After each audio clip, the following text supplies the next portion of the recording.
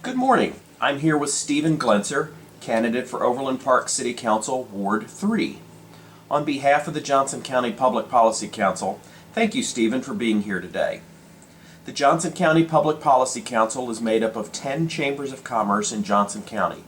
Our goal is to provide information about public policy issues impacting area businesses. Stephan, you ready to get started? Sure. In regard to economic development, it has been argued that incentives aren't necessary because development will occur naturally without them being offered. What is your opinion? I think depending on the industry, grocery stores, convenience stores, gas stations, they will definitely move as the population shifts. They actually move out of areas as the population declines and the economic opportunities become less. That's part of the follow-up question on this is, but no, I think that incentivizing areas that we need to incentivize to bring back revitalization to neighborhoods and that thing is important, but just handing out tax incentives for apartment buildings and stuff in grocery stores isn't necessary. I think that as neighborhoods regentrify and migration in cities and cities grow, I think that development has to follow where the population moves. Okay. What is your opinion on what is commonly referred to as dark store theory? And what do you think Overland Park should be doing today, if anything, to prepare for rulings that favor the plaintiffs?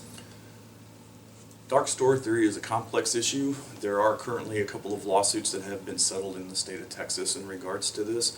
They were involving suing the counties, of which obviously the counties is how the money gets back to the municipalities. It's a looming thing. I don't know how many of these states that these current lawsuits are going to being determined will affect the outcome of down the road by other states needing to address this issue.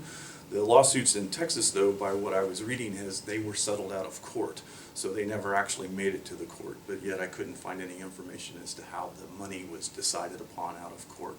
It is an issue, but you know, maybe the city needs to look at other ways of when we have a large retailer that moves out of a store, maybe instead of leaving the big box standing, we have it removed, and then it goes back to bare ground for bare slate for new development to come in and develop their own thing instead of move into an existing building. Okay. Housing affordability is addressed in Forward OP, and it's a topic of considerable discussion among employers. What do you think the city of Overland Park should be doing to address this problem? The state of Kansas does not have an ordinance that has fixed rates housing. The state of Missouri does, and the city of Kansas City, Missouri does use it. Based on our NDO conversation with our state representatives, a lot of things are not happening in Topeka.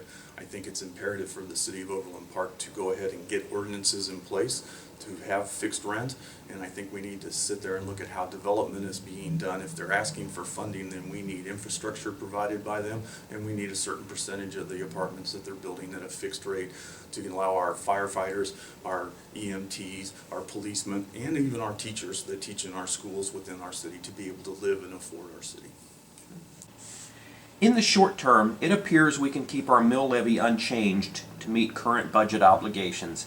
However, sluggish sales tax collections and increased demands on infrastructure from growth could necessitate a change.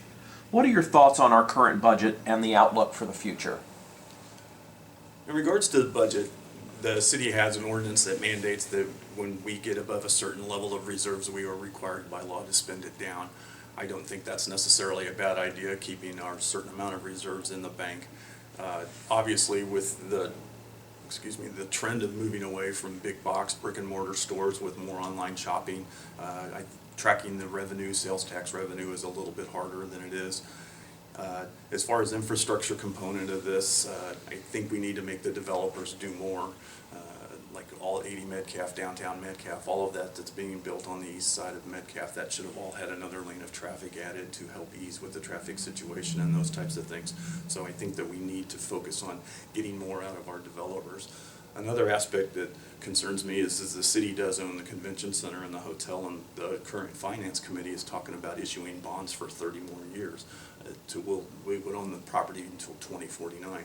I don't think that's a good move for the city, and those are issues that we need to address because that is going to count into our bottom line. If the convention center needs a new roof for $7 million, and the hotel's going to need to be remodeled because it's 20 years old. Again, that's a capital outlay that I don't think the city should take the responsibility for. We should let that become a private entity and let them run it. The governors of Kansas and Missouri have recently forged a truce in the so-called economic border war.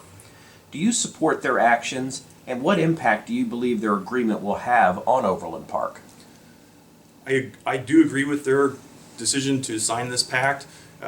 If research just showed that all they were doing was they were taking one business and moving it across the state line, that we weren't really gaining infrastructure, we weren't really gaining new buildings or anything like that. It was just somebody was moving from one office building to the other.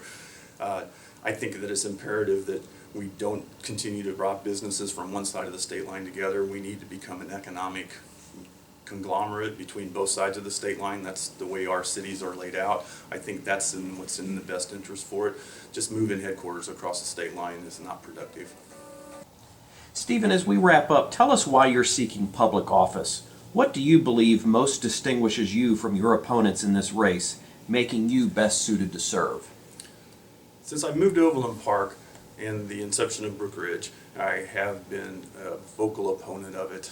In spending time now at city council meetings, planning commission meetings, and other committees within the city, I think that it's time for there to be a change of leadership. We've been giving away too much money.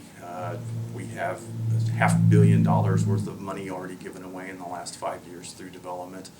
I have invested the time. I've learned how the city works. I've learned how the chambers work and what goes on in the chambers. My opponent, however, is not shown up. He doesn't come to the city council meetings. He hasn't invested the time to learn how the city operates in order to be an effective leader. I have.